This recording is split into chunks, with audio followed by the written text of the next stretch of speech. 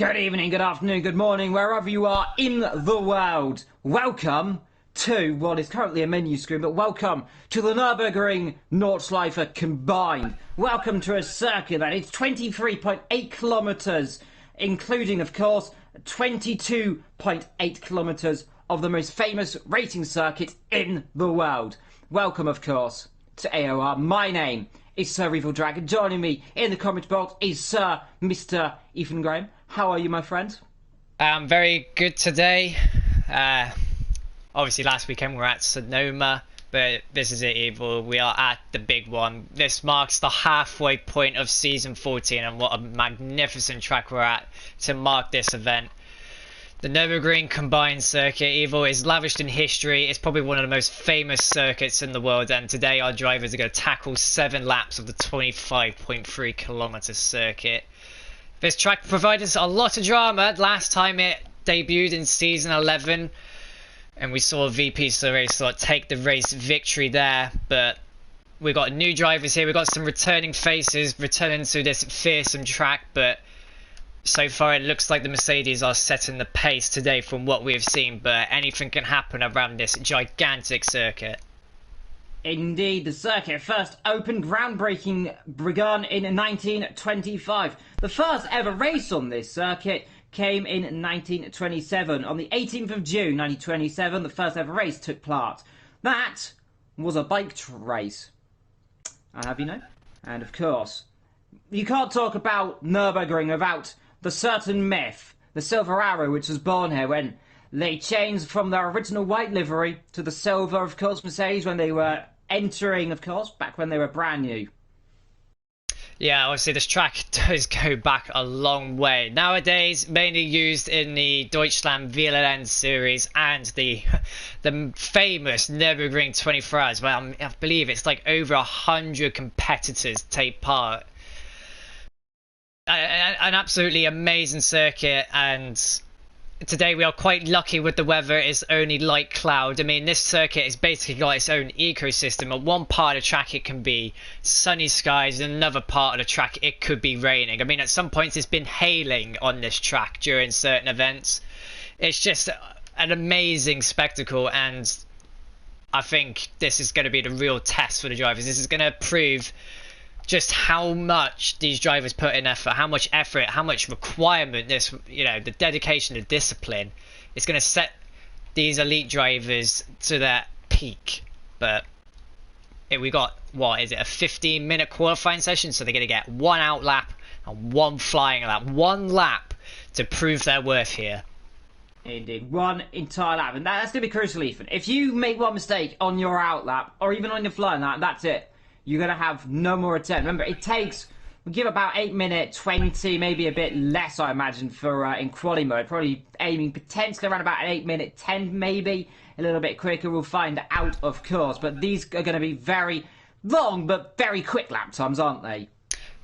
Very quick for GT3 cars, yeah. I mean, the fastest race lap in terms of real life was set last year. It was in 18.1, I believe. So GT3 cars do lap here very quickly. Obviously, that is very much dependent on balance of performance, etc. But during the race, expect lap times of 8:13s, 8:14s from some of our leading drivers. And in qualifying, I'd expect to see a sub 10 somewhere from one of these drivers. But here we are, folks. We're in the loading screen. You can see the gigantic map that is the track layout, and the undulation, the elevation. Just look at the elevation on the track, just how low it can get in some places. Look at sector 2. Look how low it gets there. But then look at like the first sectors and the final sector. It's such a masterpiece of a track, and really going to prove just how good GT3 cars can race here, because some of the best racing on the earth comes from this place with these magnificent cars. Indeed, very much does indeed. Well, remember, of course, that the opening lap is the most crucial real lap on the calendar. Even if you're going to make a mistake on this track, you does not want to be on that number 1, because we saw it before Season 11 when we had, what, 6 drivers in the pit lane, I think, on that one. I think you were involved in a crash with Tobias, of course, at the beginning of the Mammoth Straight, and then what would have been then your future teammate had a massive accident on the end of the straight. Yeah, season 11 did play host to a brilliant race. Unfortunately, I did get clipped by a Lamborghini going onto the back straight called the Doctor Gahoya. It was my teammate, Skull 808, who did unfortunately cause a major accident, and it did wipe out a few of the drivers. But that was the past. We're here in the present, and our drivers are going out to complete their first of basically one lap. They're literally going to get this out lap and then a flying lap. Can't afford to be making mistakes during this lap because they're just not going to have any time left to get a proper good lap in. So some of them will be going straight out, pedal to the metal, giving no monkeys whatsoever. And then you'll have some of those who will be a bit more conservative, trying to just get the car home, get a clean up. You see Jam almost collecting Jazzman before they've even got off this GP circuit. So already some drivers might be struggling with getting their tyres up to temperature, but the cars do hold quite well here. The tyres do hold quite well as well. And we have a new driver, ladies and gentlemen. Welcome Leonardo Giop, a very good tier 2 driver on the PS4. Recently won at Sonoma. He's driving a Lamborghini here today, so it'll be good to see what the tier 2 driver can do in amongst these veteran tier 1 drivers and some of the newer faced tier 1 drivers. Some of them still sitting in the pit lane, and Gaza and Boy Access sitting in the pit lane still, and Essa just coming out the pit lane. It's nice to see a few tier 2 drivers making their way up the ranks up into what is considered the pinnacle tier in AOR and Project Cars 2, isn't it, Evil? Yeah, very much is indeed. Well, I'm going to take you on a quick hot lap then. Well, I'm not supposed very hot lap, but I'll take you around, of course, this beautiful circuit with Gaza, at least the GP circuit. And it's immediately coming out, Ethan, you've got that beautiful roller coaster on the left, and now you come down into what is pronounced Honhaken. I'm not German, so do bear with the probable butchering and mispronunciation of all these corners, because I can't say German words, as I found out last time we came here. So you come down here, there's a little straight. This is, of course, where we've seen some very massive accidents. This is into a Valvoline curve, of course, and then into the Ford curve, which is something I can pronounce, because it's, of course, named after Ford. The little downhill right hand of the circuit, even always diving downhill. And then you get to really, I believe, the lowest point on the circuit in its entirety, down into the Dunlop curve, which is, of course, this long, never-ending, really, right-hander, which leads you up to, of course, probably one of the most famous little corners now because of the name, the Michael Schumacher S, of course, named, if you didn't know, after that 7-time world champion in F1. You've probably heard of him. Here's a big sign to make sure you know who it is. Then, of course, up here, down to the Michelin curve, this little left-hander, of course. This is where the game occasionally has this little bit of stuttering because it's loading in the main circuit at this point. As well, into the Warstein curve. And again, long right hand, and now up to what is the Advan Bugenlek. And this corner is very quick indeed. Oh yeah, very, very quick flick to the right. Don't want to go shooting off into that gravel trap. This is where the acceleration zone will be. We're not doing a full formation lap because it would simply just take way too long. So at this point during the race, our drivers will be racing onto what is the start of the Nordschleife. So here we go. Into the green, how we go. This is where it really starts to get difficult. So onto the Hassenbach section. So this is a very quick downhill section. Lots of lefts and rights down the hill here. Through this, what is really flat. Guys are definitely going flat, 125 miles an hour. Now, through the undulations, so down one gear, maybe 2 gears here, into the right hander. All these corners are banked, so you can really carry the car through. Look at all these banked corners. Not using the curbs here, so he's really staying off the curbs. He could be going a little bit faster, but it is his outlap. Now we're coming up to probably what is the most famous section of the track. This is where Jan Mardenborough, during his early days in the GT Academy, had a massive off here in his Nissan GTR GT3 to the floodplains. Here we go. Crest, look at that. The car lifts up off the ground into this right-hander. Flat, no, not quite flat just yet, but that can be taken flat. Now it's pedal to the metal all the way uphill and downhill towards this next section here, this corner. Oh, I'd say it's worse than a floodplain. It's way more scary. Look how much speed he's carrying into this corner. Is it going to be a lift? No, he's not lifting yet. Now he lifts over the crest. The car gets light. Now straight onto the brakes. Bring it over to the left and open up this hairpin here. Now we're coming down into the foxhole. You can pick up a lot of speed here. So in we go, down the foxhole. So try not to touch these curbs here, but use them as a guide. There's the curves here that will bring you off the track, bring it into the left hand side, and then bring it over to the right. There's going to be a curb on the left here, doesn't use all of it, now brings it back over to the right, and then another left, and now this chicane here. It's really good to open up this part of the circuit because you can get on the power early and carry a lot of speed. Indeed, the what is called the Avenue Forest curve there. Now, you really rate what's out for there is the tree, of course, that we just passed that down into what is called Metzger's Field there, which I probably mispronounced, do mind me. This little tricky section, then up into what is Caldenhard, the little double right hand, because this is where, if you've watched a lot of YouTube, you probably know this little section of track, because this is where a certain YouTuber calls a certain area of the track called Hit Miss Hit. And you come in this area, very little indeed, then into what is Waston Fine then. This is the hairpin. He's coming up to already cat top of drivers, and this is really showing Gaza on it already. Down to the hairpin, the really slowest section on the Nordschleife. You've got to crawl around there, though still taking over 100 kilometers an hour. Now up down towards, which is Ex-Mulcar, I believe this corner is potentially called. I can't pronounce it very well. And into a little straight section there. Watch out on the curbs there on the inside. The car really snaps on you up here. I've had it a few times. And now down to what is probably the scene of the most famous accident on the Nordschleife. Niki Lauda went off up here into what is called Bergenwerk, which is how I pronounce it. There on the right, Niki Lauda went off there. And where I always used to think Niki Lauda went off was down here, Ethan, into what is, of course, the, I believe it's called the Kästchicken, I believe is how it's pronounced. I can't confirm how it's pronounced.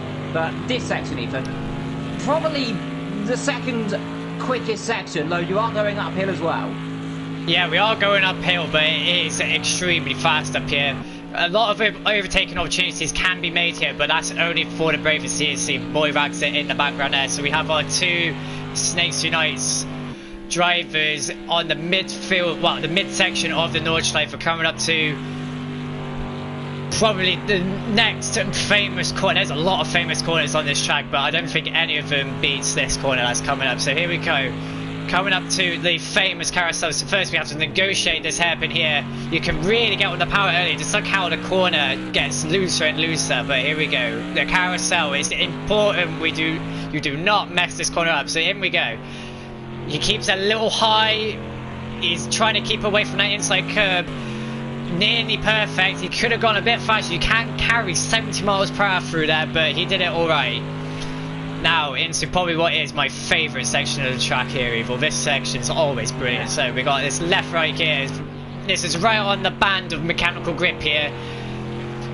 But he goes there through fine. He's slowing up a bit for allowing the boy Raxer to pick up a distant toe. But here we go. This is probably the best section on the track, at least for me. Love this section here. You can carry so much speed in on a flying lap. You get right up against the curb. We're coming up to Small Well now. Small Well, there's two right-handers. We go downhill through one and uphill for another. So here we go, Small Well into this downhill right-handers. Spectators on the left. And now we're coming to YouTube corner, probably one of the most famous YouTube corners on YouTube for the Nüburgring. A lot of crashes happen here. All over the country, all over YouTube. You can search at tourist crashes or VLN crashes. Everything comes up. Now into Flatsgarten. This downhill section, you see a little jump here. This is Flansgarten. Is it yeah, he's here, the car, get off of the ground, and the revs perk up as it gains air. Now uphill again. And coming to the Stefan Ballen S's. Very fast section, this Evil. A lot of cars have gone off here. Yeah, they most certainly have, of course. Named after Stefan Ballen. If you don't know who that is, it is the quickest lap pretty much around this circuit. I believe still is, if I'm not too mistaken. Of course, 6 minutes 13. Of course, that was named this in 2013, and now into what is called the little carousel. Curve. Yeah, the worst corner on the circuit, the horrible little carousel, which is impossible to. And then into what is called Gaden-Kopphof, which I believe Kopphof means corner. Don't quote me on that. And then down the Dossen-Hoch, which is basically a very long straight. I think this is generally the longest straight in motorsports, if I'm not too mistaken, as he's warming up his lights. About tyres on the right, you can see the giant castle, which is slowly spawning in over there, Ethan, which is, of course, in the very middle of this circuit. Yeah, it's a nice touch that. The Nürburgring Castle, I mean, we are located in Nürburgring, Germany, so this is where this track picks up its name. But yeah, this long Duchtinger straight, where guys is coming up to now, this is where most drivers will want to make their overtake. This straight is so long, if you make your overtake early, the person you've overtook is likely to re-overtake you, so they will just want to make it just before that hairpin bridge even. Now coming up to probably the final sections of the track, this is where we saw Tobias hit the outside wall here, well the inside wall where it's painted orange. He clipped that and nearly went into a barrel roll across this chicane here. So this is the end of the Nordschleife and back onto the GP circuit. A little bit of a jump here. You see the car gets up off the ground there, back onto the GP layout. Now drivers will begin in their flying lap. Most of them might get an opportunity to do a second lap if they're quick enough, but Jazzman is the one leading the pack with his teammate Tinnis behind, going into the floodplats. See how good the Lamborghini is through here. It should hold well. Not even lifting up off the ground. 147 into their slight lift to maintain some speed, but that was really well planted. That car looks fast. Is it fast enough though to compete with the Mercedes? Indeed, that's always the question. Meanwhile, the Vector, who I spoke to earlier, isn't having the best time driving the Audi around here. He doesn't like this circuit very much, and he said all he wants to do is survive, and right now he's not going to survive because he's in the wall. Well, I'm not going to quote I've cursed him there, Ethan, but I'd rather have put the dampens on him. But let's go and have a look at his team. That's just coming through down into the long little downhill right hand. This, of course, the compression, and you really carry a lot more speed down here. Eventually out of qualifying, he will not get a lap time in, of course. There is exiting Arenberg. This is Flusser height down into the Ardiner Forest, which, of course, kind of, I believe, the closest area to Spa, of course. These two circuits, Nürburgring and Spa, not actually too far away. They're about 30-40 miles, which is not far. And apparently, whenever it's raining, it comes from, of course, the source on downwards. That's coming from the Nürburgring. Vice versa, if it's coming to the top of the circuit, it's coming from Spa. So, a little fact for you there. Scott right now throwing his car around down up towards Sector 3.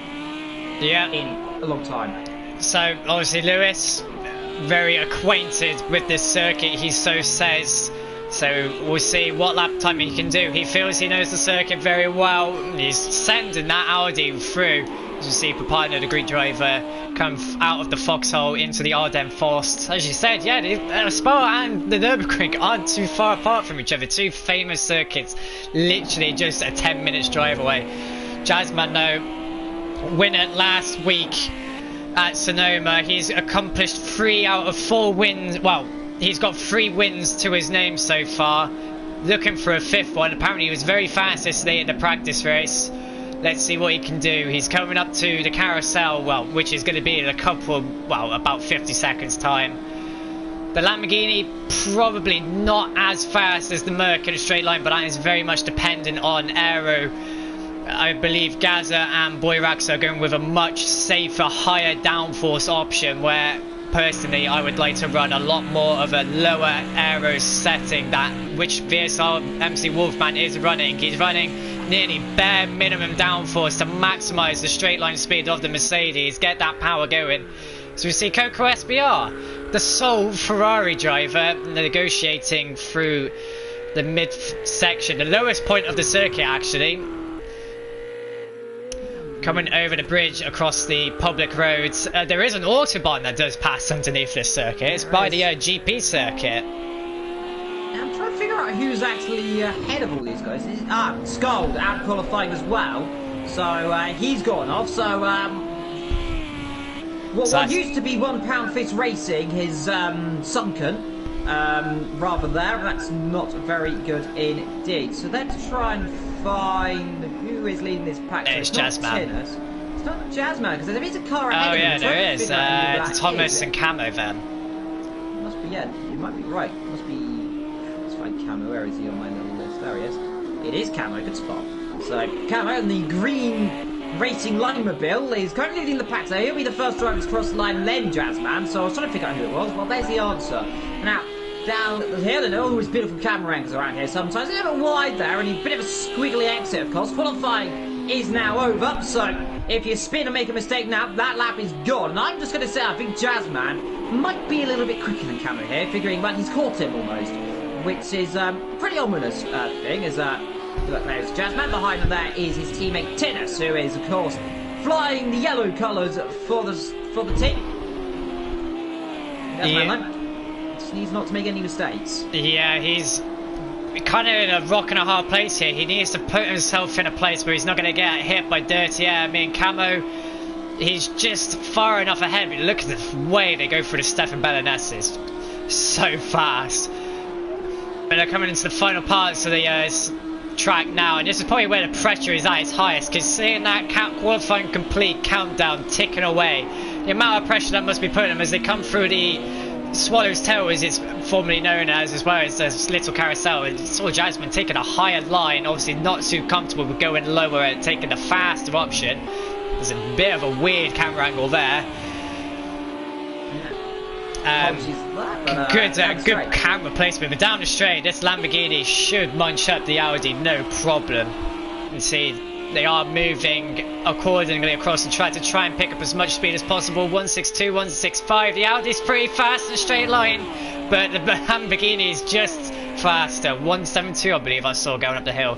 But the fact is, Jasmine's not going to get past him. He can't make an overtake if he wanted to down here, so he's got to sit behind a potentially slower driver, and he's not going to get to improve his lap because qualifying is over. So if any drivers have made a mistake now, they might as well finish as Camos goes drifting through the final chicane. Well held there, Camo. That was beautiful to watch.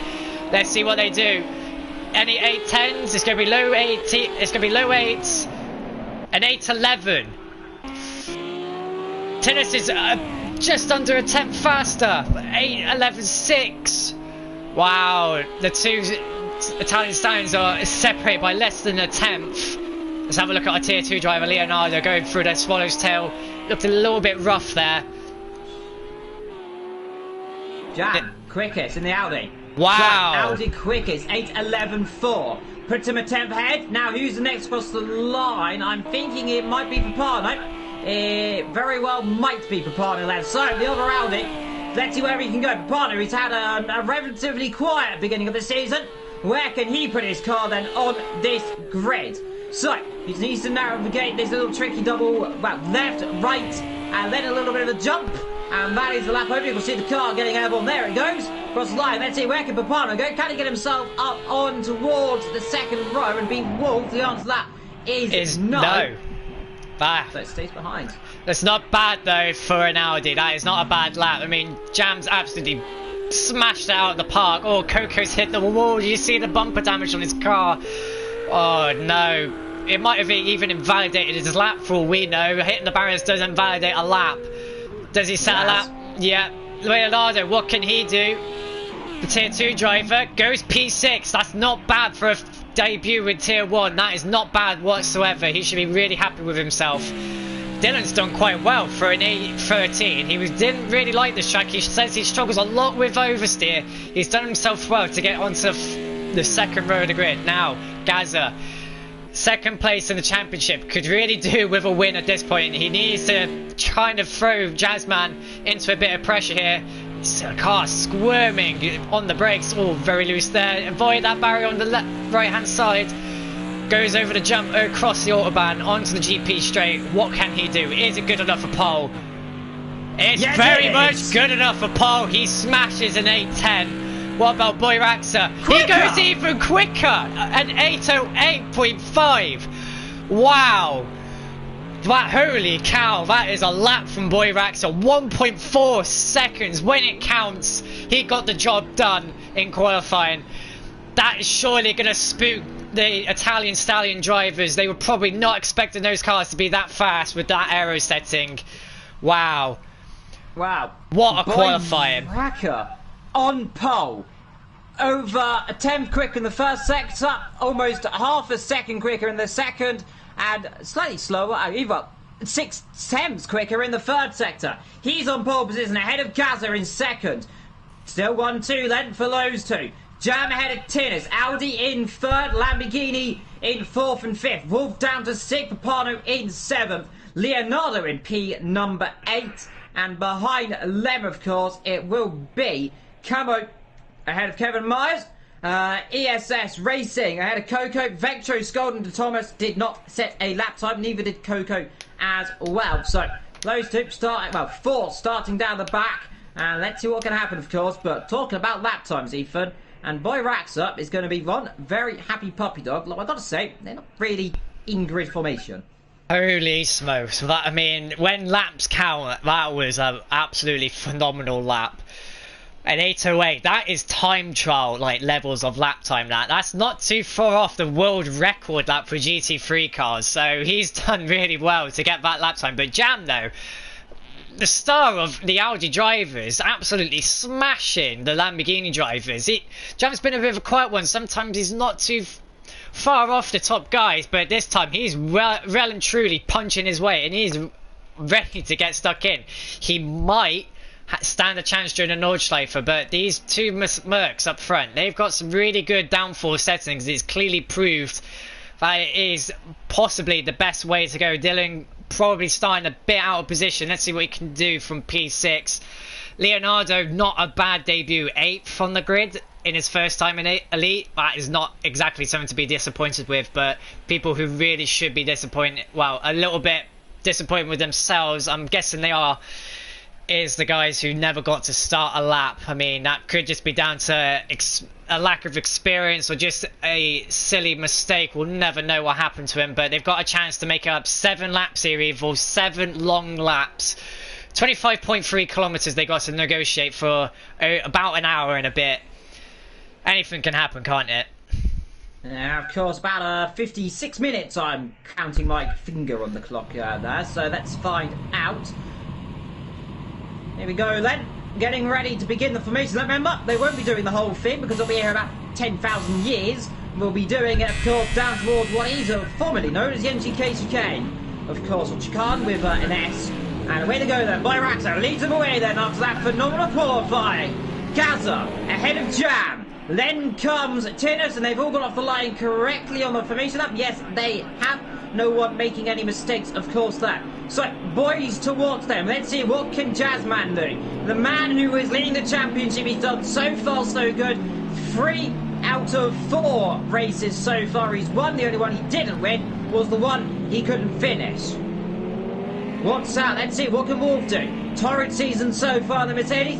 He keeps saying he needs to get the season off. I keep saying next race will do well, he'll spin, so hopefully this race he does badly. I'm going to try and put the reverse curse on him and hope it works this time. Bopano, let's see, second Audi on the grid, then ahead of Leonardo, debuter. What can he do today? He's got a big chance, he's in the middle of the pack. Remember though, we've seen mid-pack incident before. Ahead, of course, both of the very much lime green racing machine cars ahead of the technically green coat of Kevin Myers. Coco, despite qualifying, hit the wall. Vectro spun off, which he sort of scolds. Something happened to him, we will never know. And Thomas as well did not get a lap time in, Ethan. So, 15 of the best drivers in Elite this season, because of course they are the 15 that are currently on the grid. Only one winner around the most, of course, definitely the most historic and the most prestigious race this season. And I've got to say, if Boy Raxo can do what he's been doing in qualifying, it's going to be very difficult to overtake him. But now let's get ready to go then, shall we? Yeah, let's get ready to race. Evil, this is going to be an absolutely amazing race. There they go, guys. Their adrenaline and heart rate is going to be fluttering. They're going to be getting ready to go. The acceleration point will be coming up shortly. Here they go. Boy Raxa gets a good start off. Both Snakes United cars going off well. Tinnis is already looking for a base. But look at the Merc just steaming up the inside. That Merc's got a lot of power. That's Dylan trying to look for a way past Tinnis, who gets a little bit caught up alongside Jam. Oh, they're starting to bunch up, but here they go into the green hell for the first time at racing pace. Papano looking for the outside of Dylan. It's not going to work there. Jazzman's lost a place. He's not had a good start. He goes for the inside and Bush absolutely smashes Papano out of the way. That was a bit reckless, Jazzman. You said yourself, it's a long race. Let's not make any rash moves, and that is a rash move right there. That could have ended badly, but he's got away cleanly so far. But here they go, into the Haas and back. coming towards the flood plants evil. It's so far so clean. Boyrax and Gaz are absolutely flying. Dylan's made a good start. Jam's made a good start. Jazzman's forcing his way through the field after a bit of a torrid start. S has dropped down the back. Coco's dropped down the back. Scold and Vectro are just outside the top 10, so they've had a relatively clean start. Leonardo's kept his net position of 8th, but here they go through the flood plants for the first time at racing pace. Is it all clean through? It looks to be evil. It looks like we've got everyone through. Jam's got a penalty. No! Vectro! Skull in the wall. It was Vectro. Yeah, it was Vectro. Good spot. So he's in trouble already, and he said he wasn't going to have much fun here. And already, I don't know if he's got damage or not, but already tapping the wall up the top of the flute plant in probably the dangerous part of the circuit. Jam, of course, penalty already. Through the exit of the hairpin they come then. So, it is Boy, Raka, Gaza, Jam, VSR Wolf, Pano, Leo, Cam, Skull, Kevin, Vectro, then De Thomas, then comes Coco and ESS down the back. But what a good start already then from these two. They're pulling away a little bit, but Tennis, of course, keeping with them in 4th and closing up to Jam, who has, I believe, probably got himself 1 second time penalty already. Yes, he has. I wonder where he's gone on to get that. Yeah, I don't know how it's possible, but either way, 1 second might not make that much of a difference. It is a long track, but Vectro just going off the flood plat. It's very easy to do so. Here's Jazzman. He's looking for a way past Dylan, but all Dylan has to do really is just park that Mercedes in the way, and there's nowhere Jazzman can go. Oh, Dylan, right. Very aggressive. He knows what's at stake here. He wants a good race. He wants a good season. So I think it's absolutely everything to the wall and just send it. And to be honest, I don't blame Dylan. He needs a good race. He's just got to be careful not to send it too much and the car goes off. But he's doing... Jazzman actually making a dive there, and he backed off that. Definitely brave. Like you said, Ethan, it's one apiece pretty much through most of this circuit. If you pull a move off it and it doesn't work, you are going to block his circuit. And we've seen it before, Ethan. Remember in season 11, we had 2 massive accidents. We've got yellows at the back. I think that's De Thomas or someone's gone off somewhere. Leonardo's gone off. Oh, yep. No. Leo. How much damage is it? It looks like it was at that hairpin. He may have gotten away with it. He looks to be okay. Can't see any superficial damage. But like you said, Eve, yeah. If you make an accident here, it's so narrow. It is going to be a monumental accident, like you said. Yeah, well, there we go then. Looking at Wolf, Jazzman, and then Papano. Papano, good start for him as well. Be right on board then with the driver in the Audi, Lamborghini, and Mercedes in reverse order. But everyone relatively keeping their nose clean, apart from Coco, Leo, and it looks like De Thomas as well. And Vector, of course, who I believe has got away with no damage. And there you can see De Thomas is gone off into the wall there, I just noticed. Yeah, that's a very easy place to go off. Losing the rear end of that. And let's see, Jazzman, he's not closing. Talk about closing, though, and that's Tinner's battling away with Jam. We know, Ethan, how strong the Audi has been. But we know that Lamborghini is even stronger, and that was a nice catch by me there, because I almost said the Audi was very strong in straight line. It really hasn't been that good this season in straight lines, has it? The Audi's always been a bit on the slow side in a straight line. I mean, even with the lower downforce settings, it still can't match some of these other cars. I mean, even the Ginetta, in some cases, is a bit faster. Jazzman spun! What's happened there? There's nobody else around him. That looks like just to be by himself. And he's not going to be able to spin it around. He's going to wait. Entire field. He is going to have to wait. Oh, he's not got it rotated around well enough, and he's right on the racing line. Oh dear. And that is not gone well. And I'm wondering, he must have gone on the exit. I just thought that's the carousel. Dylan looks fine. Away. Parno's dropped back a little bit and doesn't look like he's got damage low. So I believe something's gone wrong, and I think the Thomas has gone off again. Yes, he has. Carousel. And again, Easy doing. He is having a horrible opening lap here today. But the man who's leading the championship in the wars, and Scold as well, is at a bad moment because he's dropped down to 12. And Vectro's gone up to 9. And Camo, that's had the small wow. He's probably dropped it on the grass there. Doesn't look to be any damage. Gets out of the way. That's a really good clean move there, Camo. Well done there. Thinking of other drivers before himself. Gets out of the way before YouTube corner.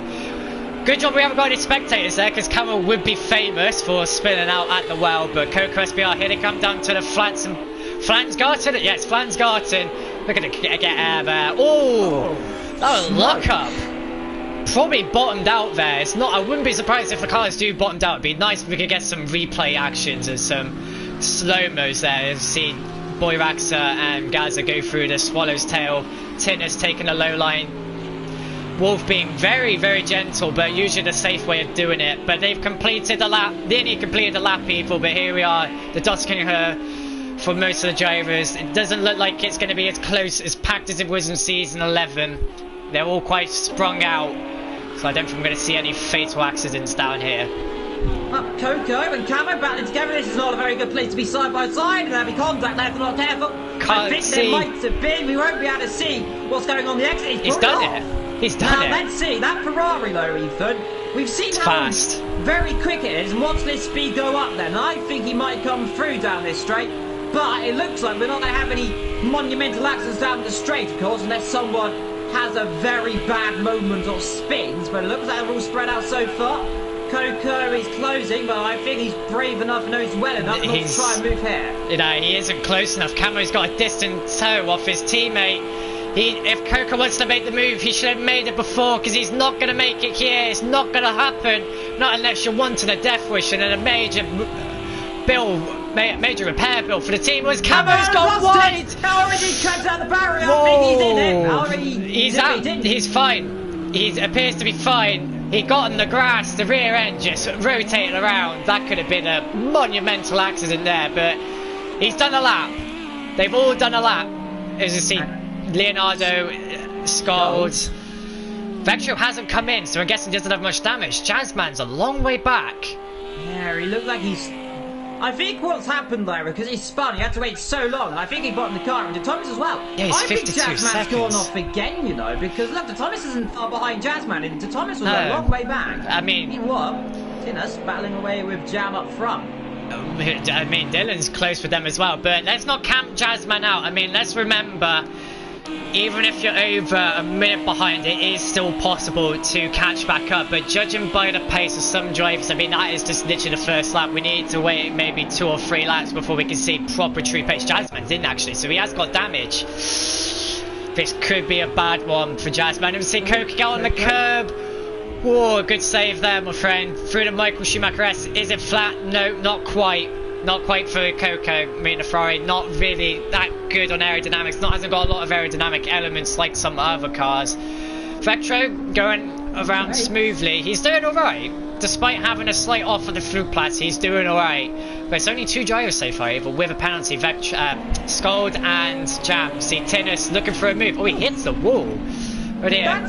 That's something I've seen before. It's quite easy to do that because you're trying to position your car towards to get the best line through there. And the Wolf was speaking to me the other day. He kept hitting it for quite a while. It's an easy thing to do because remember you're coming up over what is pretty much a little crest even, and the car becomes very squiggly.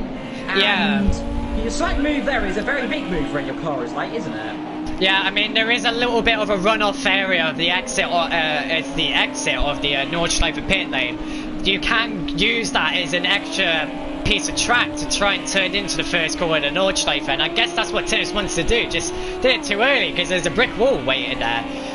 Dylan's not too far behind these guys. He has dropped off a little bit. I mean, Boyraxa and Gaza, they're not pulling away as fast as what I thought, but they're just spacing each other out. I think they're pacing themselves, just trying to get to the end of this race. Because I mean, if he could stay where he is, keep his nose clean, I'm sure P5 would be more than good enough for him after this. ESS and Coco starting to spread out a little bit, and we're ready, Ethan. The field relatively spread out, which what we were fearing might happen. And meanwhile, these dark guys are going through the top of the swell. Really, probably the end of the quick bit of the circuit, because that was all the slow section, really, until you get back to the middle sector, which is in about 2 and a bit minutes. But so far, Tinus and Jam up front, though, it is by Raxa, who is rather pulling away right now. 3 seconds, well, 2 and a bit seconds, going to take 2.5. Quicker than Gaza right now. Behind them, a bit of a gap going on between Jam and the Audi, which I'm surprised is so far still there. And Tinus, who is just sitting back right now, definitely looks a little bit quicker to me. And well, 52 seconds up, of course, that's because they're on their out lap. But last time around, and let's get ready to see what they're going to do. Tinus, we've seen how quick he is before, and all he needs is one small mistake, and he'll be through. And let's see, not going to be around the outside there. And like you said, Ethan, there isn't many overtaking opportunities around here unless you are very, very brave. Which, then again, it's a 7-lap race. We're already on lap 2. And I hope these drivers don't throw it away too early. Yeah, I mean, it's really, I mean, the best ally you can have is pressure. And that's what most of these drivers will be using, because the driver in front of you is under enough pressure it is just to keep it on track and fast enough to keep you behind. But if you can apply the pressure, that driver's got so many things to think about. Eventually that pressure is going to crack to a point where you're going to make a mistake. And Jam, he did make a slight error in front of Tinnis. That's allowed Tinnis to catch back up a bit, but he still just hasn't got anywhere to go. And yeah, like you said earlier, Evil, the field has spread out a bit. I did fear this would happen. I was expecting it to happen, and it has unfortunately happened. But that's what happens when we have different tiers of driving capabilities here. I mean, we got Boy Vaxer and Gato just absolutely flying away, and we got some drivers who are unfortunately struggling a little bit. But that's racing. But at least we got some on-track battles. Yeah, Tinnis's car, I mean, we've seen the Lamborghini, there isn't rain through here at all. Well, you'll have to lift off and just sit back, of course.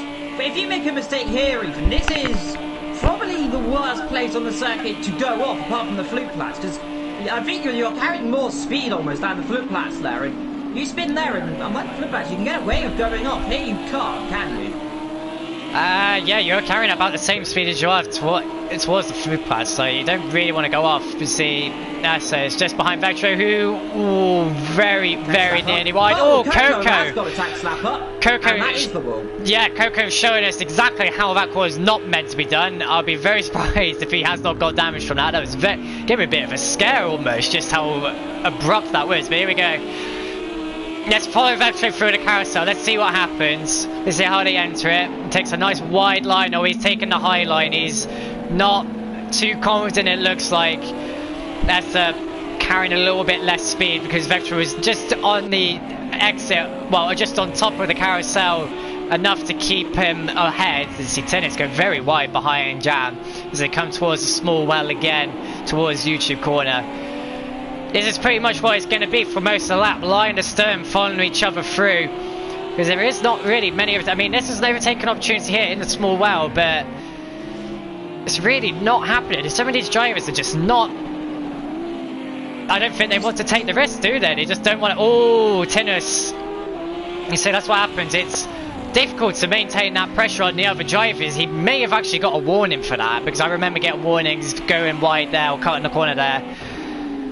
Oh, that's Vectro. There goes Vectro at the small well. Good job. Keeping out of the barrier there and gets it back going. That's now down to P11, but not too shabby at all. Meanwhile, the really only battle going on right now from Coco and yes, as of course, we're separated by millimeters as per usual. Coco, he seems to be enjoying battling with SS this season. He's had a couple of scraps with them. And now he's got Cameron behind as well. So that'll be fun to see what those two can do. And the straight we go then in just a few moments. It's coming down to what is the longest straight in the universe, as I call it, past the castle, and really, Ethan, as there is the box of death. Someone needs to, whoever designed that camera angle, just needs to be taken to the dark room and beaten for a while. Yeah, because it's not very nice. But let's find out then. Slipstream time. Let's see Lamborghini versus Audi. A little too far back, of course, to do anything here. Unless we make a mistake, which we've seen before. But you can see Audi coming the inside line. You've got to wonder, Ethan, when are these drivers going to stop? Because you don't want to stop too early and get caught out in all this traffic behind. But you don't want to stop too late. Because remember, risk versus reward. You're staying out longer. If you make a mistake at the end of this race, and you are very much in a lot of bother. Yeah. Tinnis, closing up. Oh, about 177 miles an hour, very much closing up. I mean, obviously, last time we raced it was an 11-lap race, so lap 7 was about the peak time to come in, so I would expect some of them to be coming in a bit earlier. The Tennis is actually coming in. I feel that's a bit early. You see Camo looking for an overtaking opportunity on Coco. It is possible. He can do it here, because that will deny Coco the ability to make an overtake back. Yeah, he's done it. That's it. That's how you do it. You leave it to the latest opportunity, so the person you're overtaking does not have another try back at you. Vectro does pick up another penalty. You see, The difference between Gazza and Boyrax up front, 8 tenths is the difference between those two, as they both set an 8.15. Vectro extended it a bit deep into that chicane. Is he coming in, I wonder? No, he's staying out. He's not having a good one, is he, today? He seems to be struggling. Coco's still battling away with Camo, by the way, and they've switched for the 16th time today in this race. They've been switching on and off, and now we just saw them overtake a few moments ago. A bit of grab getting kicked. And behind them there is Tinus, who's just come back up pit lane. This is what I said, Ethan. You want to be careful coming out, because now we know Tinus is going to be quicker. ESS has hit the wall somewhere. Yeah, he's clipped the wall. Yeah, he's got a lot of damage. That front left suspension damage there. It looks like the car pulling left slightly. Talk about who's having a quiet race is Jazzman. And talk about even quieter race. I've got to be to Thomas right now, who's going off into the wall. Oh dear. And Oh, that that's heavy damage. Yeah, that's retirement. Yeah. Oh dear, that is a textbook error there. Just that's unfortunate. Right line. Scolded the pit lane again, so he's gone off again. So has he? It doesn't look like it. It's the second stop he's done. He didn't want at the beginning, and this is the second one. So unless he's had an issue, and yet look long stop, and that definitely seems to be damage to me. Yeah. Meanwhile, we got Camo, Coco, and Tinner still closing up. Up front, meanwhile, we've got Byraka, who is currently going down into Hassenbach. And this section, of course, you don't want to make a mistake early. To be honest, even if you're going to make a mistake on this track, it's better if you're doing it right at the end, isn't it? Oh, yeah, very much. I mean, you don't want to make a mistake at all, because there's a lot of time that's going to be lost because of how long the track is. But you really, if you are going to be in that unfortunate position of making a mistake, you really want to be where the Thomas unfortunately just retired, around that area, because you mean you haven't got long left, and you got straight in Dylan's. Again, he's lost it on the curb. Race in a row. He's gone off the road. Has he got damage? It doesn't look like it. That's the curb. He's got on the curb and just taken too much out of it, and it's pirouetted him around. He hasn't lost much out of it. He's still up technically on his qualifying. He's still ahead where he qualified. Doesn't look like he's got damage. His speed looks good. His turning looks good. It's going to dent his confidence though. That's unfortunate to see, but he's going to carry on. He's going to soldier on. Gotta feel heartbreak for that man who's having a torrid season. Luckily this time, not broken the car, because he's not near Gazza. And Gazza and Wolf have had a bit of coming together in the last couple of races. Every time Wolf's had an incident, Gazza's inadvertently been involved. I mean, what? Coco... We've got this kind of battle. Kevin, Camo, Tinus and Coco. And behind them, I'm wondering where's Tinus. Oh, Tinus is ahead Coco already, so where's that happen then? Probably somewhere on the GP. I reckon. GP there, so definitely a lot more pace. And the poor old Ferrari, who's not having the best of times as well. The Ferrari not strong around here. I'm just looking at the lap times. Vectro last lap 8 minute 42, so not having the best of luck. 8:41 there for Leonardo. Jazzman. He's had a slow lap, so he's had a spin. He's had a few spins as well. Scolded the pit lane, and ESS, who was currently lonely pretty much. He's a very lonely driver down the back, and not back to the action really. And this is the battle for Camo, doing what his teammate is not doing right now, and that is currently not being in a wall, I suppose. And he's doing an okay job. He's having a silent season. His Camo so far, I think, about P6 in the Champions, if I'm not too mistaken. Even if you get the championship standings up, and again, just doing what he needs to be doing, just keeping his car clean. Had a few mistakes last couple of races, but everyone makes these mistakes around here, of course, don't they? Yeah, obviously this track is the most demanding, probably the world's most dangerous circuit. It catches out the best of the GT drivers in the world. I mean, there's so many famous names that come here, you know, Van Tork, Van der Linde. There are so many prestigious GT names who still get caught out here. But yeah, you asked where Camo is. He's currently 15th in the standings at the moment. He's had one finish so far this season, so yeah, he's not exactly having a great season. Jazzman, he's not in a good position, because where Gazza is currently, Gazza is only 15 points behind Jazzman, and Gazza's currently sitting in second at the moment. That could change for all we know, so this could hurt Jazzman's championship lead here, because if Gazza manages to pick up the fastest lap, he's definitely going to pass Jazzman this race. Yeah, Indeed, very much is. So Jazzman needs a miracle right now, and well, he's got a long way to go. Anything will happen. We're already just coming about to midway of this race. In fact, I think right about now we've just gone halfway through this race, Ethan. If my calculations are correct on circuit lengths, but it's unusually hard. Probably quite 1 kilometre off or something. But Camo looking feisty. Like I said, 1 finish this season. Though in those races he's been consistent, but he's making mistakes, and that's the reason he's been dropping out, of course. A few issues here and there. Right now, he's all over the back of Kevin Myers. And if I was Tinnis right now, I'd be a little bit nervous seeing 2 cars battling each other. And you know right now you're in a championship battle, and right now you've made the bold early stop. You don't want to be caught out between these drivers who are struggling. In which case, they both got off the road in synchronised fashion. Yeah, I mean, Tinnis, he's only 1 point behind Gaza.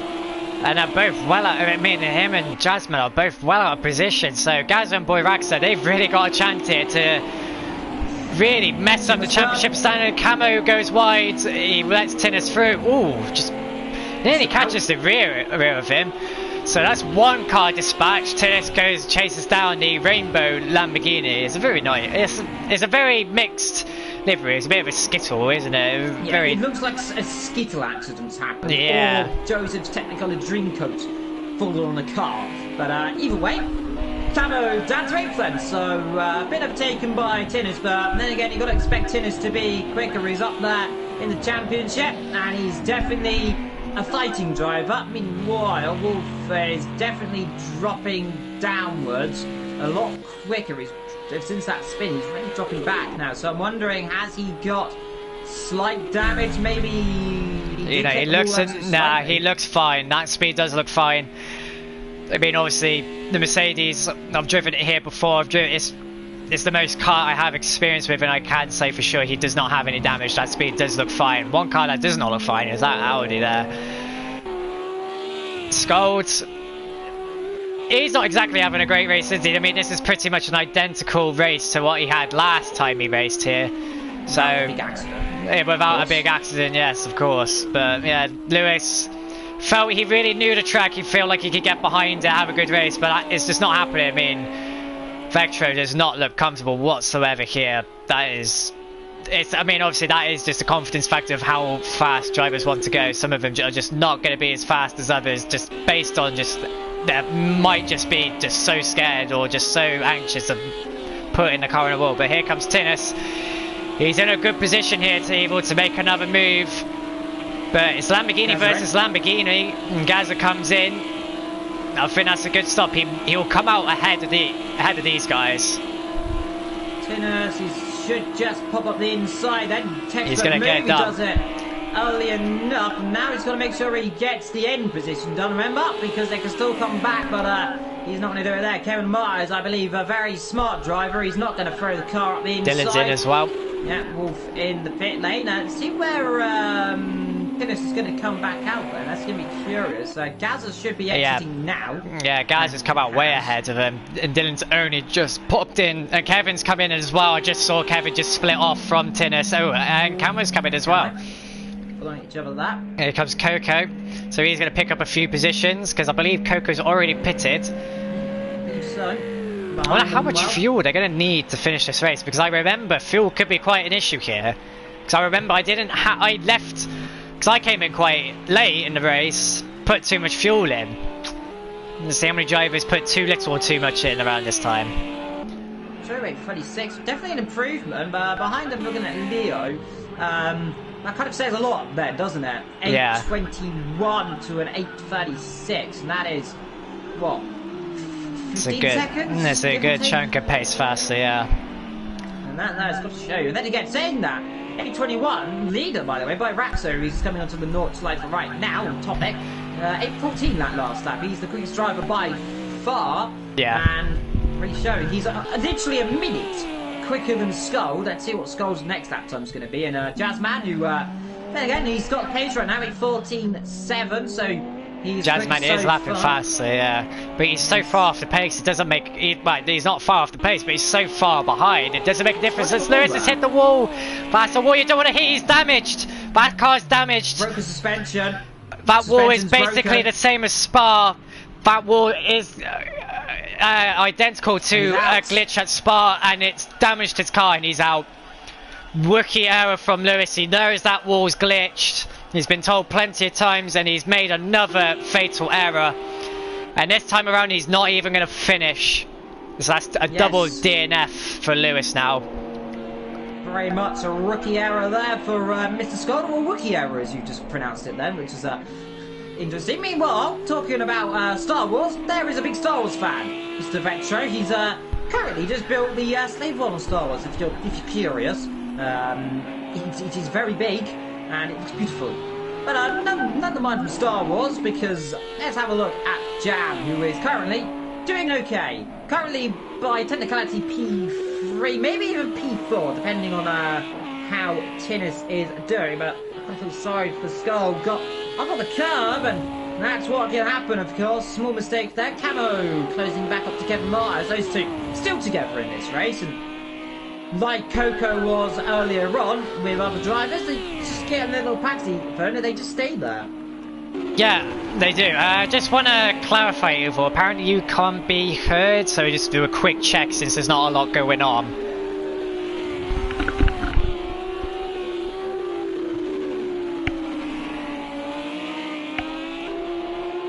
Very odd. You should be able to hear me, but I'm not too sure. I mean, there's not really a lot going on track, so if this is an opportunity just to test if we are okay. Apparently it's quite muffled. Can't do a lot about that, I'll just check quickly.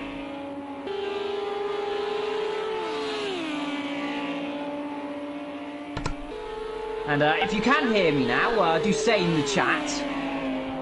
Oh, Camo's drifted through. Oh, he's had a big off. Oh dear, Camo's had a massive off here. Oh dear, Camo, I think he may have just gotten away with that as he goes down the foxhole, but holy moly, that was a big off there. Smoke billowing out from the back of the car as we lose Lewis Edwards from the party, probably quite annoyed with himself after making a silly mistake. Indeed, well, I don't know what's happened there, but I seem very quiet, which is a very rare thing for apparently, so it might be a little bit of a party issue, potentially. Network's been a bit struggling last couple of weeks on PlayStation, of course. We've also had a few issues, but hopefully, maybe I'm a bit more hearable now. I've got a bit closer to my mic to counteract that, but apologies there, that they seem very much quieter, but and apparently a bit of an echo as well. Yeah, that's just technical issues. I mean, we try our best to rid of these, but unfortunately sometimes it is just a bit too much. There might be a bit of a PlayStation Network error, but yeah, apparently it's better actually. Apparently it's better, so never mind. I take back what I said. Apparently we are A-okay, Evil, so not too long and Kevin's gone off. Oh no, just too much of the throttle when he's binned it into the wall, and he's done a full rotation. Now he's sat right on top of the racing line. There goes Jazzman, the championship leader. Here comes Camo with a broken windscreen from his off earlier. Kevin is in a really bad spot. It's starting to bite people now, Evil. As we get longer into the race, people are starting to get a few mistakes under their belts. Attrition is fully underway. Yeah, the rate of attrition, of course. Everyone's struggling. I'll talk about people who aren't struggling. It's your leader right now. So far, so good. Byraxa. He's the quickest so far, bar Jazzman that last lap, which was about 2 tenths quicker.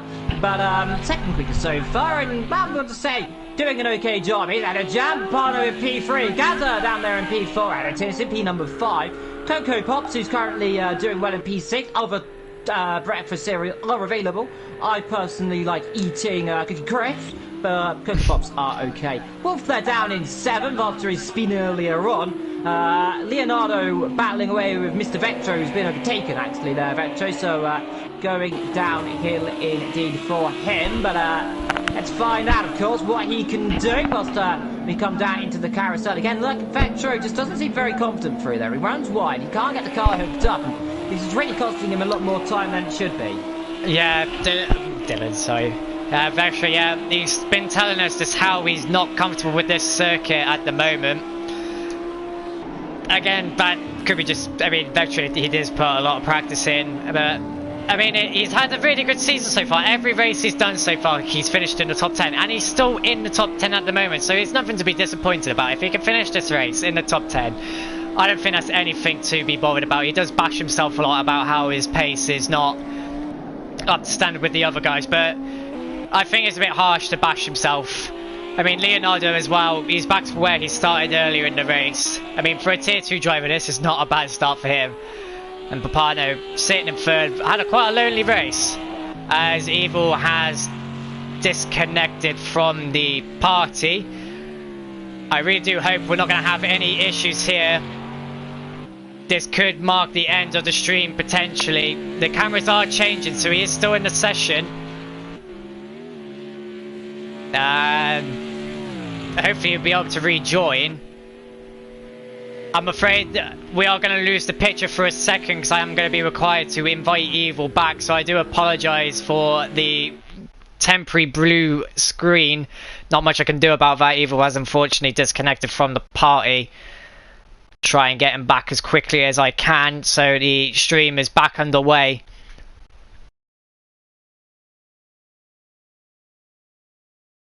Alright, Boyraxer makes his pit stop. I apologise for the screen going blue because I'm trying to invite the director back into the session so the stream can continue. And so Boyraxer makes his pit stop from the lead, so Jam now inherits the race lead, but yet to stop. So it's an Audi, like season 11, that has led. And welcome back, Evil. Hopefully, it will remain for the rest of the race. Yeah, I don't know what happened there. It just chucked me out of the party, but maybe that might have mended my mic. Who knows? If you can hear me better, do say yay in the chat. If not, then it's not mended. But yeah. Hopefully things are sounding slightly better now. I don't exactly know what has happened there, but yeah, a bit of a random thing, but I think we're all good still. Coco's coming for another stop from P7. Where's Leonardo? Oh, he has come in because he did have damage before, I believe. Leonardo's coming through. Vectro's going to come through as well, so they're going to pick up a few positions. Leonardo had a really good race so far. Fuel. How much fuel? Not many laps left. Yeah. What, is it going to be enough? Let's have a look. 43, 44. I think I saw maybe a low 40 somewhere. I think Jam maybe. Oh, Camo's had a huge off.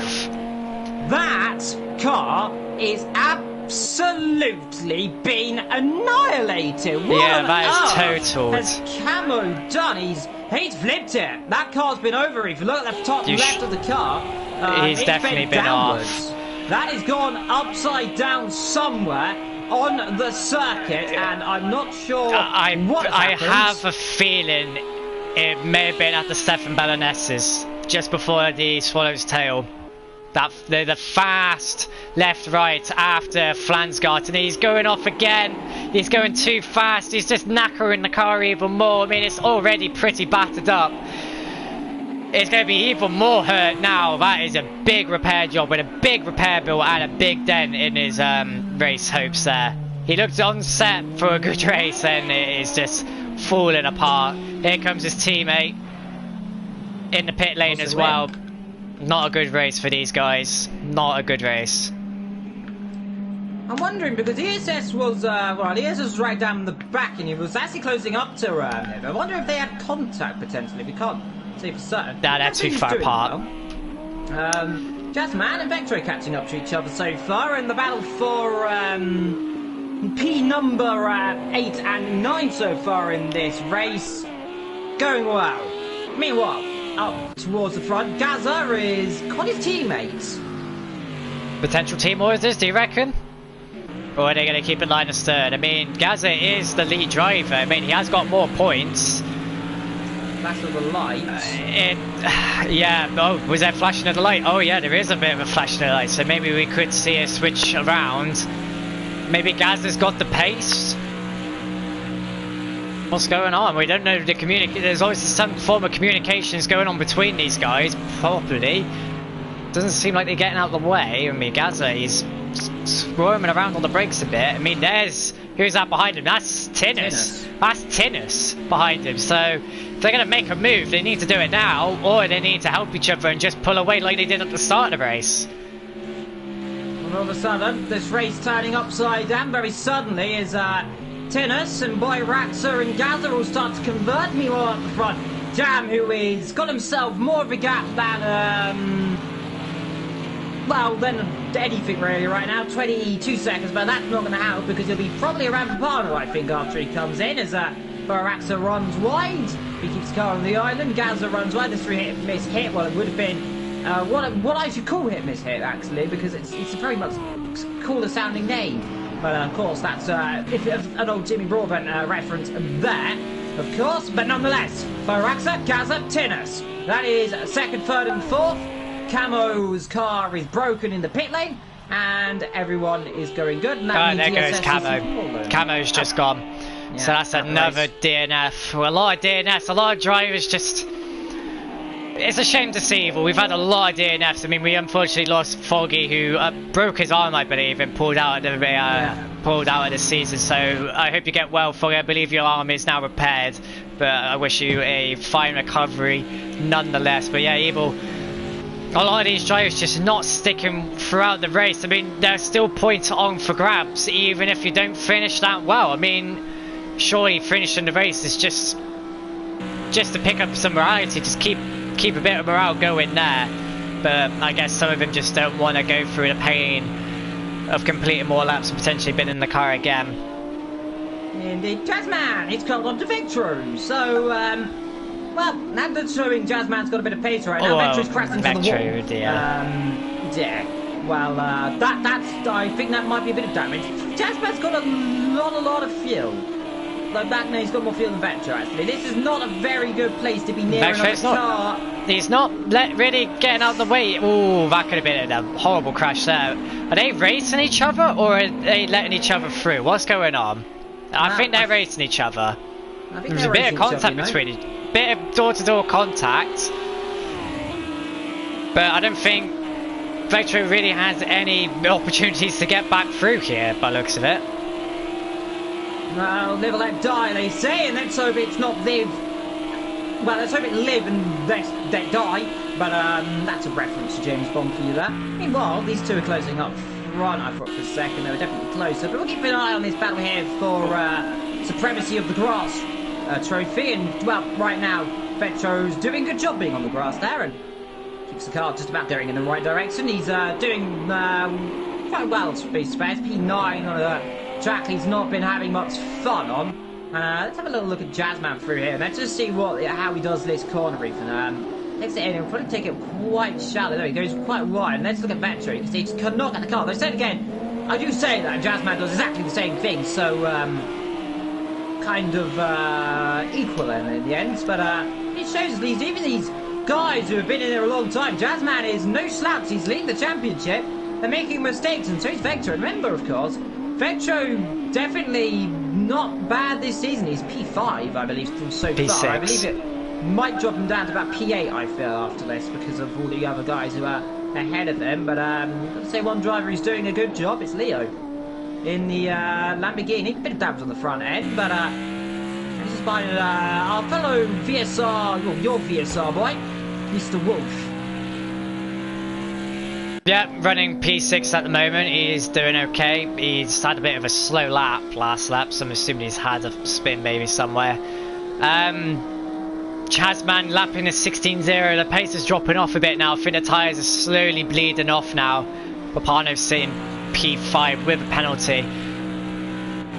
I tell you what, Boy Raxer and Gaza, they haven't really caught up to Jam, have they? If Jam's coming in, he'd come out maybe in between these guys, or maybe just in front. Is he coming in?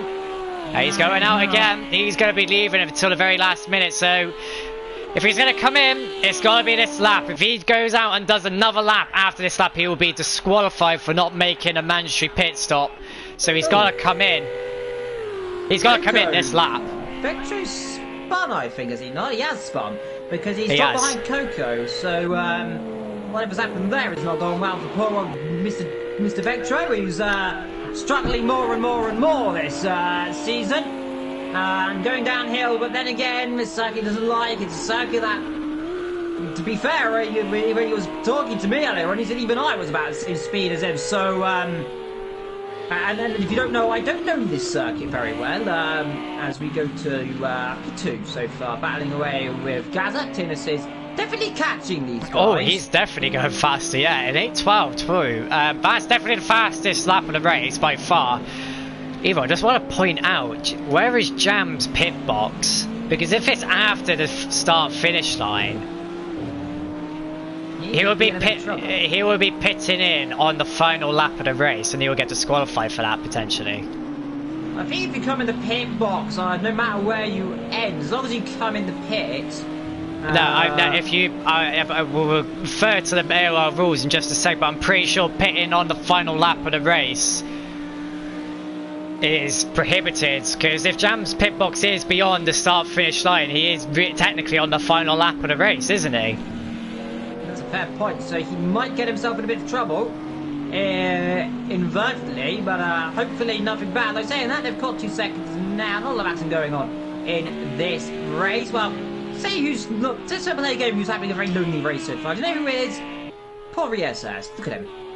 Where he is. He's like on a different. He's differently in a. He's almost a Spa compared to the leader right now. He's having a lonely time with things, but he's carrying on. He's persisting. And that's what we like to see from good old. He's got a strong chin. Yeah. He's got an iron body, and he's going to be a few drivers who have retired from this race. And you've got to hold your head high when you're doing a job like this. If not making critical mistakes. He made a few earlier on, but he's keeping it clean. He's doing what Skull couldn't do, who hit the wall. He's doing what his teammate couldn't do, who also crashed out spectacularly.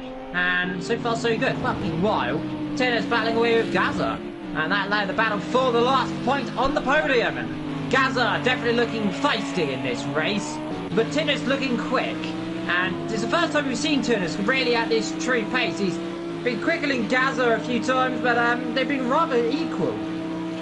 Yeah, these top guys have been rather equal. They are really the top 4 who are pulling away from what is what you would probably call the best of the rest, really. We've got a bit of a Formula 1 style championship here. Just look at the rules. Jam will be fine if he does pit on the last lap, as long as he doesn't pit. If he finishes race in the pit lane, he'll get disqualified for finishing his race in the pit lane. But if he pits on the last lap of the race, that's fine, so he won't get disqualified. Yeah, of course, mandatory pit stop is it on? I think it is. Yeah, it's mandatory for you to finish to pit during the race. I mean, these cars could go for maybe 10 laps, full chat.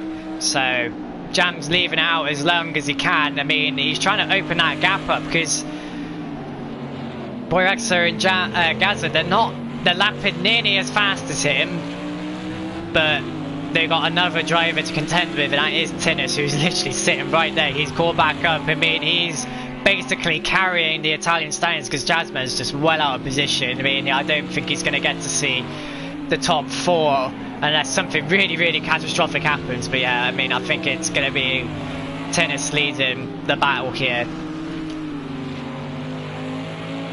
Yeah, Tinner's doing a good job so far. He's keeping his nose clean. He's not made minutes. We haven't seen him much, of course, since he came in. He's just been keeping his own business. He's just driving his own race. And these two, Gaza's dropping a little bit away from Boyrexa again now. We've seen it a few times this season, that Gaza, the defending champion, horrible season. He's won, I think, 1 race, if I'm not mistaken. No, maybe not even any races. So, he has won a race. Yeah, he has won 1 race, of course, that being, must be Laguna Seca then. And since then, of course, that's really only because Jasmine had issues and everyone has got caught out. It's been probably the worst defender champion I've seen for a long time. I mean, actually, don't discredit that. He's had every finish has been inside the top 4. He's had 4th at Watkins Glen, obviously 1st at Laguna Seca, 4th at Texas Motor Speedway, and then 3rd at Sonoma. So it's not a bad season. It's just Jasmine's been getting those wins a lot more often. But I think it's going to turn around here, going on to the next round. This is where we could see a different championship leader going into the next round. Meanwhile, Camo in the chat, by the way, he span out a word I can't pronounce. I'm going to try and pronounce it. Squid and skewers. Ah, right. I know what that is. That's after. That's. I think that's around Flansgarten. That car. I don't know how we got that much damage. So that must have gone over. If not, I'm certain that must have gone over somehow. But because I've never seen that car. Oh no, never mind. That. Where is that? Hang on. I found a picture of where that place is. Oh yeah, he went. I know where he went off because when you went out of the party, Evil, he went off at that. You know, the left-hander that goes towards the hairpin before the foxhole. Ah. He went off there. He went off there originally, but I don't know if he went off there again. I'm guessing he did. I'm guessing he did go off there. I mean, well, only battle going on so far. Let's look at the penalties, by the way, and 1 second. 1. So lots of ones in this race. Meanwhile, someone's gone off the road, I believe. There, and it might have been Asa doing slowly, but it's always hard to see on a circuit this big because you can't see exactly how fast they're moving through some corners, especially when the low speeds, because they just blend into each other on the minimap, of course. But so far, Tinner's closing up to Mr. Gazza so far, and Jazzman is apparently catching Leonardo. He is, so still potential for P7. He's 5 seconds quicker.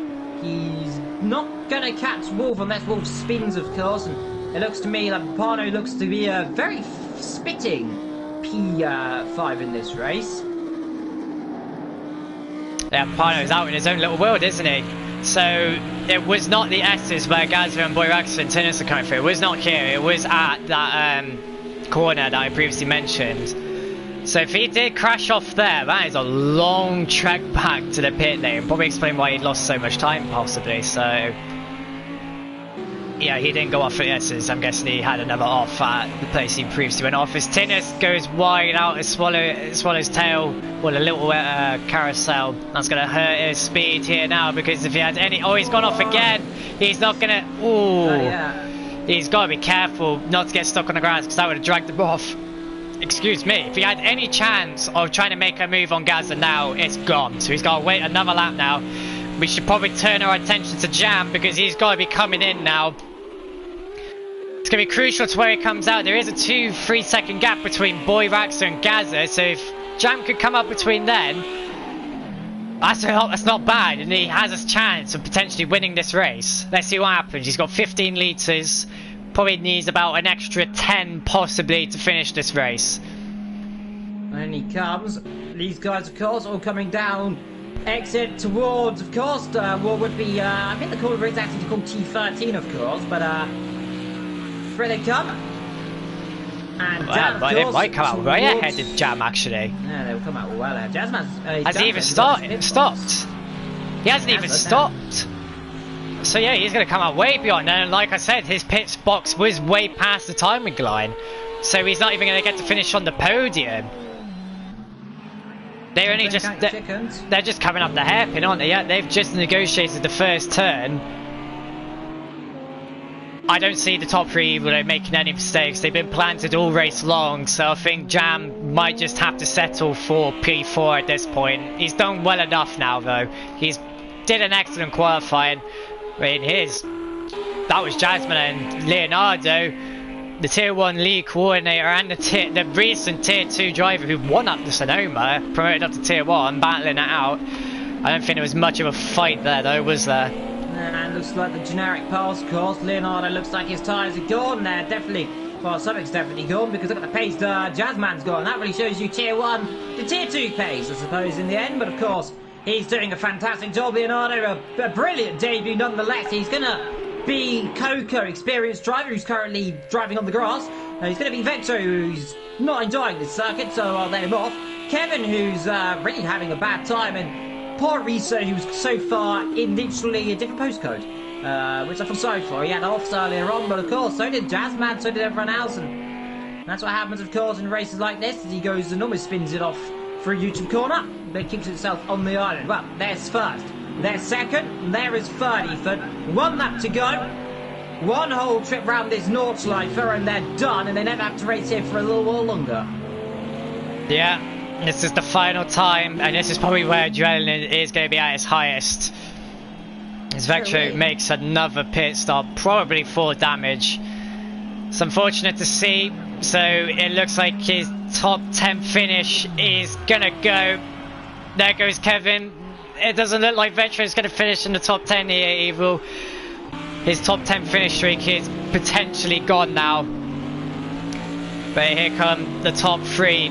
Boyraxer and Gaza pretty much where they started the race, in the exact same positions. Gaza looks like he's performing the buffer job here, just holding up Tinus, who just really hasn't had any opportunities to come through, has he? He's just not been able to get by him. It's just Gaza's able to keep that gap, isn't he? He's got close, and then the dirty air, the Mercedes got a massive wake on it, of course. Lamborghini very much aerodynamically superior, I'd imagine, in real life, but definitely in terms of car shapes. But you just can't get ahead. He's just stuck there, of course. That's the BOP working for you in a nutshell. But he's just, look, he's swerving away. He's just been closing up, and unless he forces Gaza into a mistake. And Gaza, he rarely cracks at the presser. He's a driver who, if he does make a mistake, it's definitely a very rarity. And let's hope that I haven't cursed him, of course, but he's doing well. He's staying in P2. It looks like it might be another 1 or 2 for the Mercedes pairing, and this is exactly what Gaza needs to do to get his championship off the road. But it is going to be Boyraxer who might take his debut victory, I think, because he's not won here in Tier 1 before, has he? This is his first Tier 1 season. He hasn't been in Tier 1 before, I don't believe. But don't count it yet. We've still got a long way to go yet, and for all we know, Tinus might spoil the Snake's party because he's looking for the inside. Gaza, he's opening up a bit. He's opening up that inside. He's giving Tinus the invitation, like Albon gave Hamilton the invitation to the inside. You saw what happened at Brazil, can happen here. I mean, let's just look at the top 3's pace. They're all in the 14s.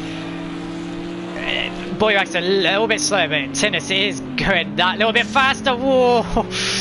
He's on the pace now. He's definitely chucking everything at Gaza, but Gaza's just staying planted. He is not letting him by, and Boyraxer is just running off. I'm sure Boyraxer is itching for a win, itching just for that taste of glory, and I think Gaza is happy enough to step P2, but you just see the car just makes a slight wiggle, but he's going to get some breathing space now. This is where the Mercedes should open up a bit. Even with that little bit extra aero on board, he should be able to pull away. I mean, Tinner's got a lovely drive through that corner. Just look how he's able to latch onto the back of that Mercedes and just drag himself along this through the beautiful forest. Just look at it. Could you imagine this place in the autumn or in winter? It'd be like a wonderland here, but he's catching. This is exactly like Texas, isn't it? He's catching up. There's no way through though. Remember, it's uphill and the Mercedes struggles uphill. It's just not got the power. It's got the top speed. He won't do it here because there'll be a death risk there. It was probably better not having a look up the inside and then possibly have got the line here. But just Gaza, he's got the line. That's again cost him a couple of attempts, and where he could have had he took a tight line. Right up his chart, and he's going for it. There's still a chance. We'll keep on board for the end of this lap here, but he's definitely there. Like, he needs to make sure that he runs a bit wide here. He's just on the edge there, Gaza, but again gets the line good, the mark. We've seen it before, and I've alluded to it as well. It's a very planted car sometimes, and today it's proving itself being a planted car. And let's see, of course, doesn't need to make a mistake now. It's coming to sector 3 in a few minutes time, of course. It's coming to really what I call sector 3 on this circuit, because it really is just after the carousel is where I class my sector 3, but of course it's not until really get down towards the giant straight. Again, Gaz up, small mistake, go on the curb. Needs not to make any mistakes now. He's got himself a buffer of 3 temps. If he can, remember, if Tinnis gets a good exit through him, we've seen how good that Mercedes is, but we know in the slipstream, the Lamborghini uphill, it's good. Again, another temp loss there. They're just keeping each other on check. This is getting close. Remember, now that it's coming through, really, this is just flat now almost even until the end of the lap. Yeah, Gaz has gone wide a bit. He's using every inch of the track. We go downhill into Flatsgarten. Oh, just the way the cars get air over there. It's like a rally section there. Tennis caught a bit of time there, but he's gone wide a bit. Just following Gaz's dirty air through the Stefan Balances. Just look at the speed they're carrying through here. The undulation. The fact is, has Gaza. Gaza's in a bit of a bad position here. He's got no toe up front. And he's got a Lamborghini literally sitting a tenth behind him. Like, Gaza is in such a bad position here. Into the Swallow's tail. Locked up into it. He's in such a bad position here. Gaza could really do with his teammate, couldn't he? As long as he's right a little bit there, he got the wiggle on there. Tinnis has got a big opportunity here. As long as he doesn't want himself too wide, he does do so. Like I said, the Mercedes has got a massive weight. Now here he comes, then down the straight. He's trying to get a toe of his teammate. I think that small wiggle might have just been the matter between life and death, Ethan, here. I think he's going to keep it, you know, he's just ahead. Yeah, oh no, never say never. The Lamborghini's pulling. It's pulling. Is it enough though? It's... Oh, this is painstakingly close. Is it enough? He's going to go for it anyway. Here he goes for P2. Goes for it. Can he do it then? Down the line then. They're going to be side by side. He's done it. Oh, there's contact. Oh my god, that's an airplane crash. Tennis has lost it. In the wall. He's lost it again by Raxa. He's going to win then here in Nüburgring. He comes to the line and wins his debut. He wins the first race.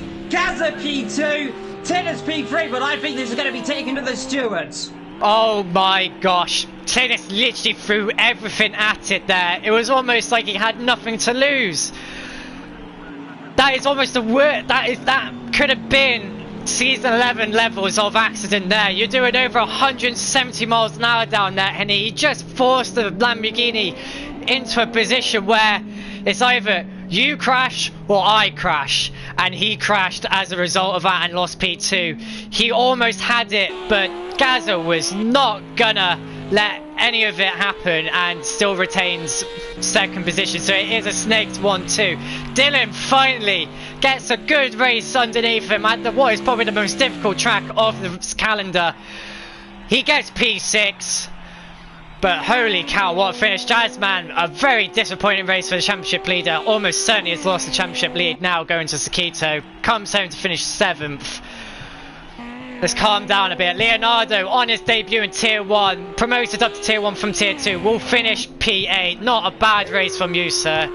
As we see Coco coming down and dotting her. But holy cow, Evil. What a race finish that was.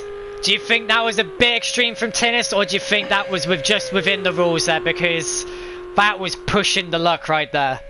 Hey, you got the inside line, and they got contact there, and we'll have to review it, of course. We'll be good to see an onboard there of Tennis, but it looked like they just magnetism, and then Gaza got up behind him, and I think just ever so slight magnetism. Of course, you know the latency on this game can be a little bit off, so we'll never know, of course. We'll see. It might be taking the steward, but Coco, P9.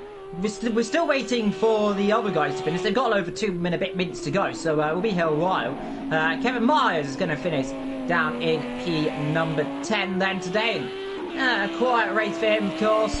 Vectro is going to have a lot more quiet of a race, though, and a few mistakes for him as well. And ESS is going to have probably even more of a silent race. He is about as far off ahead of drivers ahead as, let's say, the C2 land right now to me. Well, I mean, you got to give S a full credit, though, for soldiering on. I mean, he's not been on pace, unfortunately. He's had a few offs, but he's carried on nonetheless, and that's commitment at its very finest. As we see the black box, a very good camera position there from Slightly Mad Studios, but that race between Gaza and Tennis, that's going to be a really hot topic for a couple of days' time, Evil. That's going to be discussed a lot, I reckon. It's causing a bit of a fuss in the chat. It's caused a fuss here in the commentary box because it got heated very, very quick. But holy cow, what a race. The Nüburgring provides once again, as it always does. Every time a race visits here, it provides, and it's provided us with a good hour of entertainment heading on to the next round of Season 14.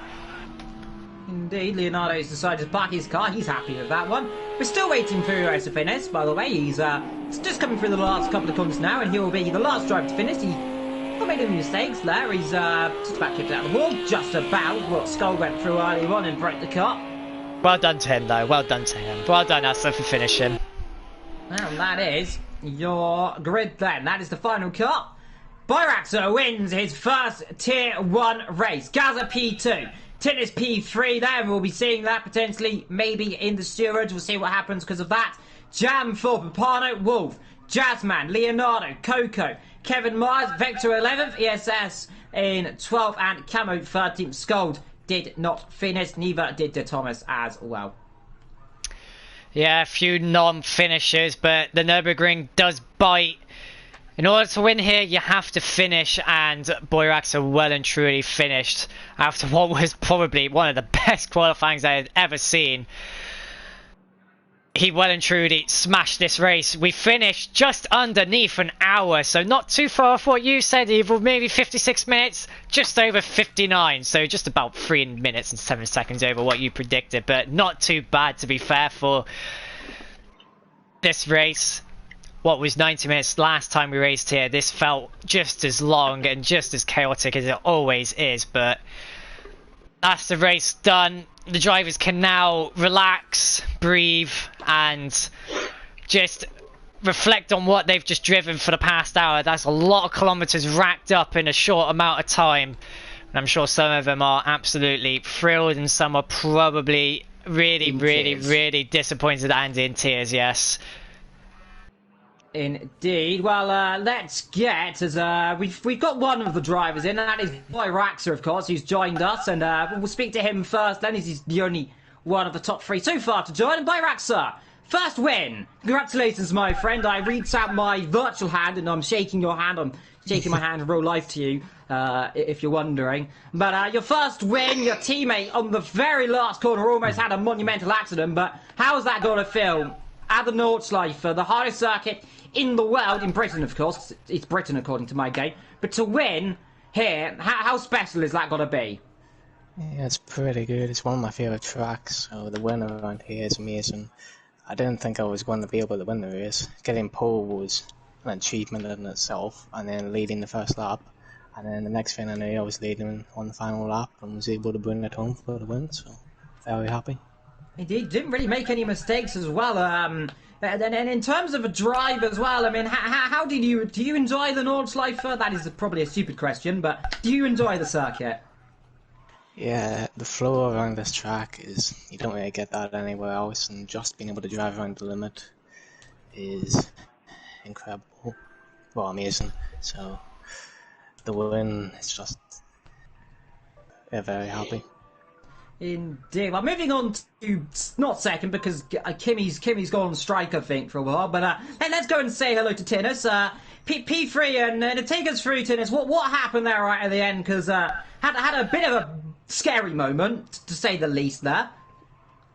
Well, those Merl guys are really fast on the straights.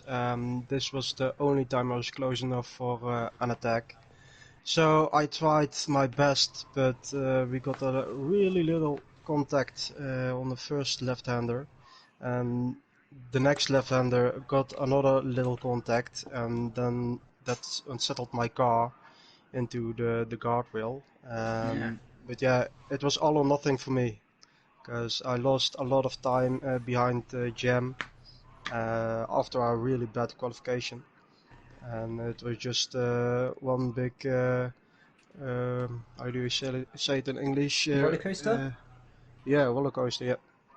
A roller coaster of ride fear, and almost would have been a repeat of a certain crash I saw a couple of seasons ago almost. Moving down as we're having a look, seeing who'll be the next driver. It'll be Wolf. Spun the car. Again, I cursed you today. That but you didn't didn't hit the happen. wall. You didn't Anyone hit the who wall, saw that, think. I didn't spin, okay? Did you hit the No, wall? I did. No, actually, I didn't. I lost 20 seconds trying not to hit the wall.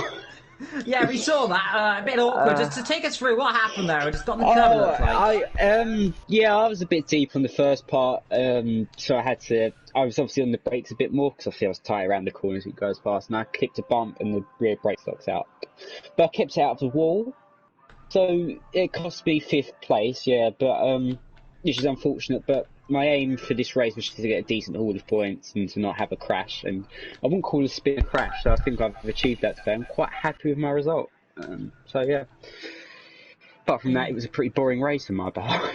Yeah, talking about recovery drives, meanwhile, Jazzman, you had a bit of a moment through the carousel, spun the car and then suddenly was about 6 years behind. What happened out there? So after I spun at the carousel, I got back to driving, and then I just spun the car again, and then onto the corner, onto the back straight, I spun again. Yeah.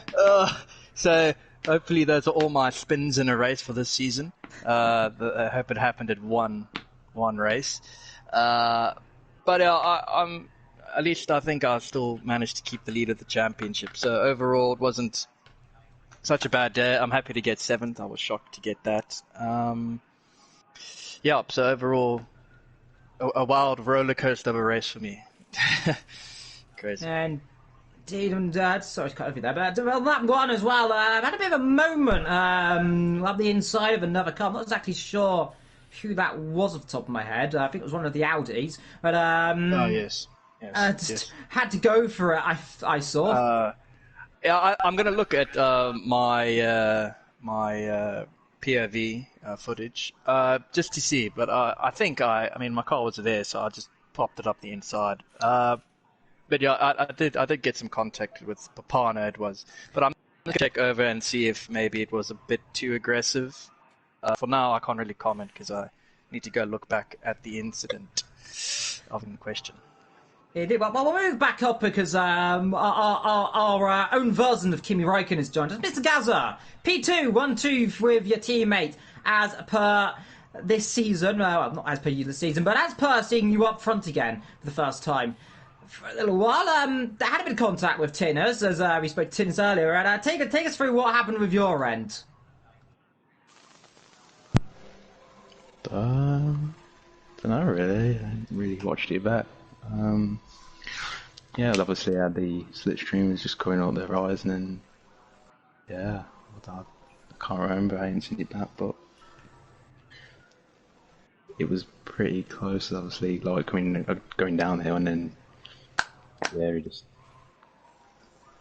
made contact, and what you seen what happened, I'm guessing. Yeah, we did.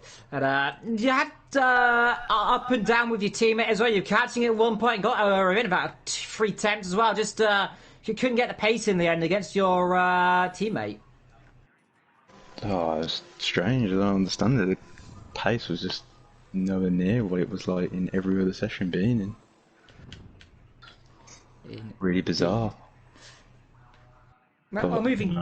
Kept going. You know, you never know. Opportunities can arise. Thought I could have got him out of the pits, but I pitted the lap before, obviously. Thought maybe I'll try and undercut him in the pits, but yeah. He's still come out ahead. Well, that's lap done then. Yeah. Indeed. Well, moving down to our next driver, as looks like Scold isn't here either. So, Petro! Got P11. You're not got the top 10, but you said you weren't expecting a lot today. Had a few moments. That number 1 at the flute plat. Take us through that incident on that number 1. I think I got on the curb or something. Just I went a little bit too fast or something, and then I hit the left. I didn't really have a lot of damage from that though. It was only 2 at the front, but yeah. Did not go to plan today. Yeah, it just didn't look confident around there, of course. You're one person like me, you don't often get along with this circuit. It's a very niche circuit, isn't it? Yeah, I don't want to use this as an excuse, but yeah, with the controller, my hands is really hurts on the right. Because of the downshifts and upshifts you have to do all the time. It's just undoable sometimes. And I think Camo was also on controller. He had a really good pace, and also congratulations to the podium guys, especially Boy Racer. That was really good pace. Indeed as well, and just looking, you beat your teammate again because Scold I broke don't the really car. follow beating it. I didn't really beat him on track, so I don't really count it. Yeah. Still finished ahead. Yeah, he had a as better pace well. than me. Yeah, better pace, but of course mistakes as well. But back up to Jazzman as well, and halfway through the season done, you are potentially still leading the championship.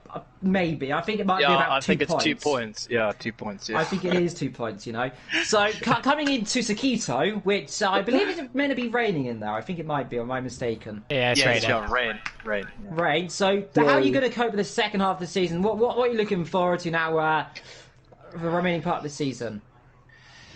Well, hopefully I can perform well, especially around Sakito. I think that's a pivotal race for the championship. So I'm just going to hope I can do well there, and then just try, if I can have the lead, just try and manage my way through the championship, really.